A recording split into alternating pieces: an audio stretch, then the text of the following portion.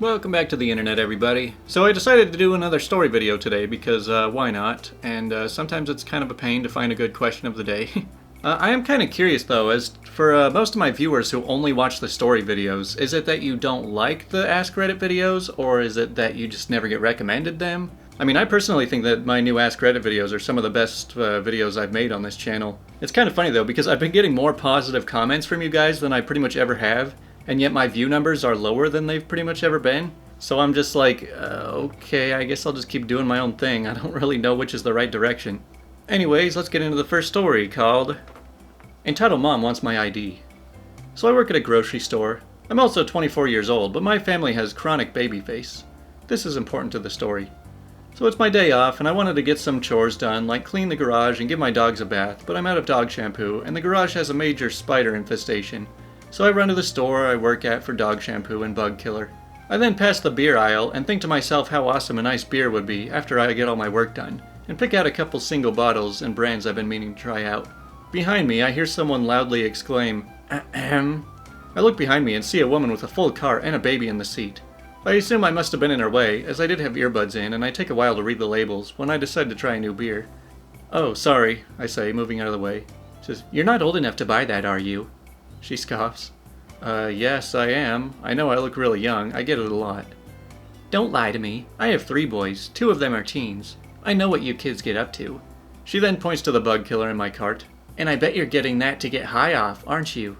"Miss, I'm old enough. It's my day off work and I'm getting some stuff like killing spiders in my garage, giving my dogs a bath, and then relaxing with a nice beer." "Then show me your ID." "No."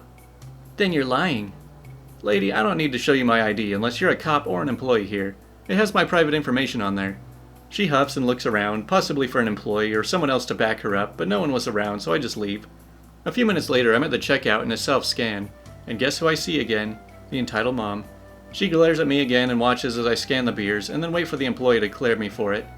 When the employee walks up, the entitled mom loudly says, "You better check his ID, he's underage." The employee just kinda looks dumbfounded at her. Miss, he works here. I know for a fact he's over 21. I sold him beer before."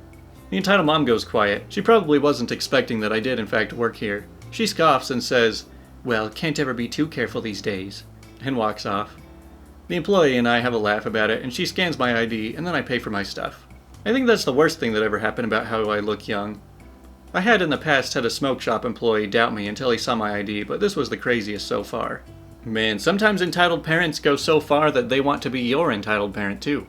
But don't worry guys, if a Karen ever asks for your ID, you don't have to show it to them. Now we've got, "Sorry, you must have ice." So this is a bit of a short and sweet one, and nowhere near the quality of other posts I read on here, but I just remembered it. So some years ago, I was at the bowling alley / pool hall with my brother-in-law, and feeling a bit thirsty, went to get a root beer, but I didn't want ice. The nice kid behind the counter explained to me that it was their policy to serve soda with ice. I say, "Okay, can you just give me a cup of ice?" He says, "Sure." I then throw the ice into the trash. I say, "Can I now have a root beer, same cup?" The kid laughed, filled my cup to full, and I paid. See, this is one of those stupid policies that just make no sense.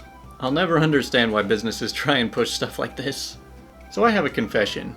Portrait photographer here with a just no mother-in-law that I am a big no contact with. What in the world was that sentence? So, like the title says, I have a confession. I was recently on a portrait session shoot, and I was taking pictures of a beautiful family. And you guessed it, they invited the husband's mother along. Normally, I'm all for family photos with grandmas and grandpas, but y'all, this lady was one of the biggest just no's I've ever seen.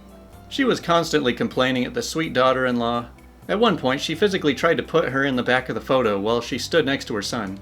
I told her, actually, it's more appropriate if the husband and wife stand together. You wouldn't want people who see these to get the wrong idea, thinking that embarrassing her would be the way to go. Then she had the nerve to laugh and say, "Oh, I was just being kind. I know that the daughter-in-law is self-conscious about postpartum baby weight." Their daughter was 2. And the just no husband just stood there with his jellyfish spine. So I just delivered the gallery to the daughter-in-law, who looked absolutely stunning, along with Granny's family pictures with a couple of adjustments. One of them being I yellowed her teeth in every photo. I also may have sharpened the area around her eyes to make crow's feet stand out. I'm not sorry, not one bit. Hey, you're just bringing out the inner witch in these old ladies. So this next story is from Pro Revenge, but I feel like the title and TLDR at the top just give the whole story away. So let's just start with, I was recently let go from my job as a store manager. The company I worked for was abusive both to me and my staff. Some examples would be the owners and upper management coming to the store and chasing the staff around while snapping their fingers and saying, "You're not working hard enough, go, go, go."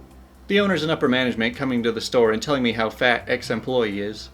The owners and upper management spreading rumors about the staff and I. And the owners and upper management screaming at us over the phone loudly enough that customers could hear it. A month or so before I was let go, I had a pay dispute wherein I explained bluntly, but professionally, how they needed to pay me because it's the right thing to do. They had promised extra pay above my salary for working hours I shouldn't have had to do because of something they did and then purposely did not pay me that money. Eventually they paid me, but really didn't like that I stood up for myself, and thus started their plan to get rid of me. One of them even stopped speaking to me altogether. After this, I was strangely given permission to hire a staff for the store. I needed one, so I happily posted an ad online and started to interview people. It took a month, but I finally found one I liked and called their references, which came back average but good enough. A sales representative I knew saw the resume on my desk and told me I should call X Business, which was not on the resume. I did, and it turned out the person had been fired for theft of money and product, in the same industry of which I'm hiring for. I decided not to hire the thief. A few days after deciding against the thief, I was forwarded a resume from the owner that had stopped speaking to me. It was instructing me to interview the thief I decided against. But how did this owner get the thief's resume in their inbox? The ad was mine, and forwarded only to my email, and only I had the password to the account. I followed the link back to an ad that I didn't write, and posted from a different account. This ad was for a store manager. A poor attempt at being sneaky. I could have quit right then, but I had a better idea. The owners are notoriously spiteful, but I know they are also lazy and don't do their due diligence. They think they are having me hire my own replacement without me knowing. So I hired the thief as my employee, while the owners, having already seen the thief's resume, seized them as a good fit for store manager. I vouched for the thief's references, knowing they'd never call them themselves. 3 weeks later, I was let go when I arrived at my store. The owner seemed confused by the big smile on my face when they told me. I was genuinely happy to be finished there. It was the worst employment experience of my life, but it was a job of necessity. I was able to collect employment insurance, thankfully. The thief took over managing the store. Thanks to the new store hours, the thief works 5 days a week, with no staff, open to close, unsupervised. And yeah, as you can see, the title is, I, as a former store manager, deliberately hired a thief as my replacement. So yeah, good on you. It's always fun to take revenge on the terrible employers that don't treat their employees so well. Now we've got, I'm the best employee at a place I don't work. I'm sure this has probably happened to someone else on here, but I'll tell my story anyway.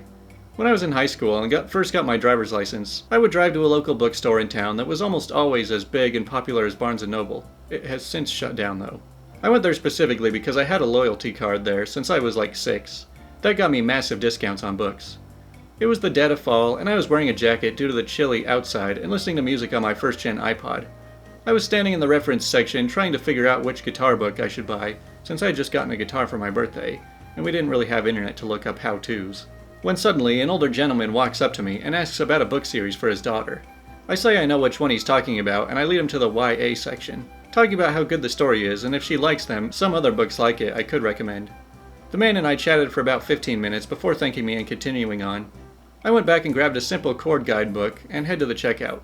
As I walked up to the front, I see the gentleman talking to one of the employees, probably the manager. He then points to me and says something to the effect of, "This is one of your best employees, you should give him a raise." The guy looks over at me with his confused look and turns back to the man, telling him that I don't work there. This confused the gentleman who came over to me while I was checking out, asking me if I really didn't. I told him sorry, and he began to laugh. He told me that my shirt, red with some tribal design on it, looked like one of the red shirt's uniforms. Also, me talking to my Bluetooth headset made it look like I was talking to someone who worked there, like the manager would. I was just mumbling along with the song lyrics I was listening to. We both laughed at this and went our separate ways. Well, hey, if you're ever looking for a job, I'm sure they'd be happy to hire you. You guys remember that I don't work here shirt that I wear sometimes? I actually just wore that shirt to a job interview recently, which I ended up getting. I mean, it's only like a part-time, like seasonal Halloween type job. I'm not like giving up the channel or anything. It's just something to do since I have too much free time. Alright, one more big story called Front Desk Manager Threatens Me with a Write-Up, and She Gets a Lesson in Management. So I was working as a night auditor at the front desk. Now, for those that don't know, the night auditor is like an accountant job. We balance all the paperwork before accounting gets it. We balance every department, restaurant, bar, dance club, conference center, etc. So our job was critical to be done correctly every night. Vivian was a woman only about 5'2", She was a very nice lady, but if she came looking for you because you screwed something up, even the GM would run for cover. If you didn't do your work and caused her to get chewed out by corporate, you better believe she would make sure the storm would roll downhill and hit you 10 times harder. I never had an issue with Vivian because, well, I did my job, which made her job a lot less stressful. I caught several mistakes. I was to document the mistakes so management could speak to the person to make sure that they knew the proper procedure. This place loved printing everything out, so we would go through at least a ream of paper, 500 sheets per night.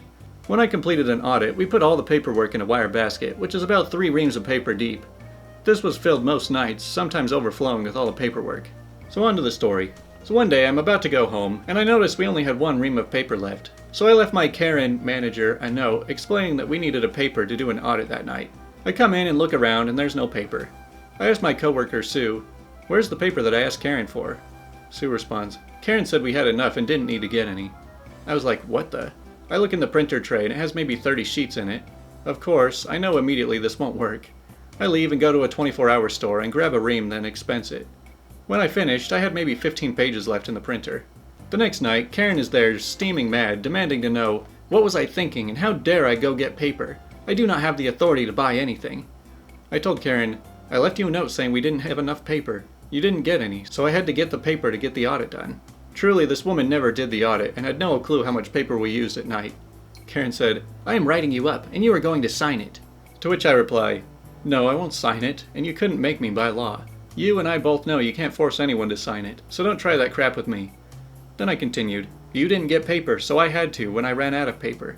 How was I supposed to get the audit done with no paper?" Karen refused to answer that question and said, "Your write-up will be in your mailbox tomorrow." And Karen leaves for the night. That night I was pissed, so when my coworker Randy, who worked the audit with me, about 6 a.m. Vivian comes in, as usual. She was always there between 6 and 7 a.m. every morning.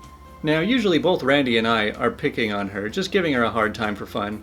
We love to have fun with her the first thing in the morning because she is not a morning person. Vivian looked at me and asked, "What's wrong? It's written all over your face. Something bad happened." I told her everything. I just needed a vent at that point. At this point, a small nuclear explosion just happened. The next part I am cleaning it up to make it G-rated, as I have never seen anyone, even a sailor, use so many swear words. Vivian, with a very pissed look. "So let me get this straight. You left Karen a note you needed paper. She didn't get you paper, so you ran to get the paper to do your job. Now she is going to write you up?" I just confirmed, and Vivian continued, "Oh no, that is not happening. I guarantee you that you won't get written up. I will take care of this immediately. If you ever need paper, I give you authority to get it and give me the receipt. I will reimburse you for it." Then Vivian walks away. I looked at Randy and asked, "What am I supposed to do? I have a dotted line to her, but Vivian's not our boss." Randy says, "I have no clue. We'll just have to play this by ear." Then the aftermath. The next night I walk in and Karen is there. I truly wanted to avoid her, but Karen looked horrible. To say she got ran over by a freight train a dozen times wouldn't even come close to how bad she looked. With her tail between her legs, Karen apologized for yelling at me and had no right to do so. What I learned a while later, Vivian reports to corporate and has the power to write anyone in that building up, including the GM. Crystal said she saw Vivian go in and she heard Vivian yell at Karen for over 30 minutes that morning. The entire front desk could hear through a closed door and the wall dividing the back from the front area. Crystal couldn't quite make out what she said, but no one went behind that wall the entire time because they were all too terrified. Vivian had to have her reports done by 10 a.m., and if I would have waited for the first manager to get in, which was Vivian, my audit would have not been able to finish until about 8 or 9 a.m. This means she would have missed her deadline, and corporate would have chewed her out badly. Well then, that was pretty intense. I guess this shows just be reasonable, do your job the way you're supposed to, and it'll pay off in the end. Well, I still managed to find a question of the day for today, so let's do that now. Teachers of Reddit, what is the worst case of, "My child can do no wrong, have you seen?" So I had a student in 5th grade. He had a history of misbehavior, dating back to the first week of kindergarten. He would regularly shout insults at other students, threaten them, refuse to do any work, and on several occasions yelled at me and once threw a chair. One day while we were taking a test, this student was talking. I quietly reminded him that it is against the rules to talk during a test, and that he needs to be quiet. He kept talking. I told him that this is his last warning, and that if he talks again he will need to go in the hall. He talked again, so I told him to go in the hall. He gets up, walks out, and on the way out says, "You're autistic," to me. I wrote him a referral and contacted the parents, explaining the situation. They didn't pick up the phone, so I sent an email. Oops. And I ended the email saying that I hope we can work together to help the student be successful. I received a rage-filled email back saying that my behavior is unacceptable, that I am targeting her son and out to get him, and that I will be hearing from her lawyer. This woman is a cop. She went all the way to her district level to complain about me. I made up all kinds of lies about me and told the other parents. Oh, and once, after a different incident where he physically assaulted another kid, he was suspended for a day. Mom took him to Disney World. You know, I always thought that having a cop parent would mean that you'd have really strict parents that would be really hard on you, so it's kinda hard to say how this kid's gonna turn out. Running onto the soccer field to scream at the referee about a call and getting banned from athletics for a year. That mother was a treat. You know you're a good parent when you're getting banned from your kids' sports games. So I've wanted to get this off my chest for a while now. Taught previously, but this is as a parent. So our son, who is 3, is in school. His classmate, Winnie, and her mom, Louisa, are the worst people we've ever met. First, Winnie has a restrictive diet for no other reason than her parents want to try it. They will send a list of approved foods and quantities for her, with the exception that all leftovers are to be put in Tupperware and given to Winnie to take home. The food is so odd and weird that we wouldn't eat it anyway, but that's the expectation. If Winnie is at a party, Winnie must win at least 50% of the games, even if there are 20 kids. Winnie must be served first. She must have extra time when playing with the children, and Winnie must not be, under any circumstances, told what not to do. The kids of this class have parties, and Winnie was invited twice, and then not. Her mother flew off the handle and sent a nasty letter to parents about how this was unjust, and her darling Winifred was crying at being left out. Her daughter has no boundaries, is unruly, rude, difficult, and eats what can only be described as pre-vomit. Her mother runs a small health consulting business, and will constantly try the hard sell with you. It's intrusive, invasive, and really tone-deaf, but she won't stop continually begging for service. She's awful, her daughter is awful, and they're always at social events. I mean, how do you ever expect your kids to grow up when you do everything for them? This just sounds like a nightmare. So we have this kind of meeting every year with his teachers. We know the son can't do multiplication. He was a freshman in high school in pre-algebra. How he passed 3rd to 8th grade is beyond me, besides teachers just passing him to get rid of him. These people had money, they had resources, they could have got him tutoring years ago to help him. Instead, they preferred we just pass him and excuse his actions out because he refused and couldn't do the work because he didn't have the basic foundation. He couldn't do multiplication, so he couldn't do division, and it all spiraled from there. They were so calm about it, like, what's the problem with that? So what? I was floored. I mean, who even needs that multiplication mumbo-jumbo? I ain't gonna be no scientist. So once I had a piano student whose mother made him take lessons, even though his heart wasn't in it. For several weeks, he'd come back with exactly the same mistakes as the week before, and with no sign of improvement. I made it comfortable for him to describe weekly practice and his thoughts about taking piano lessons. He said that he had no interest in the piano, or any other instrument, and that he pretended to practice to get his mother off his back. I told his mom that forcing him to take lessons was a mistake, that his heart wasn't in it, and that it might turn him against music forever to persist.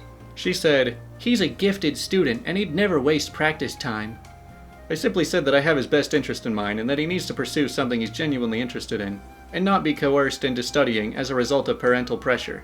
The boy gave me an appreciative hug, but his mom looked daggers at me as they walked away. Well, that is all the stories today. I feel I might have gone a little bit overboard. This is probably a pretty long video. So let me know what you guys think of these story videos. I don't mind doing them like once every week or two. They just get really repetitive if I'm pulling them every single day. Yeah, so instead of pulling a cat video, I'm just gonna let you see her right now.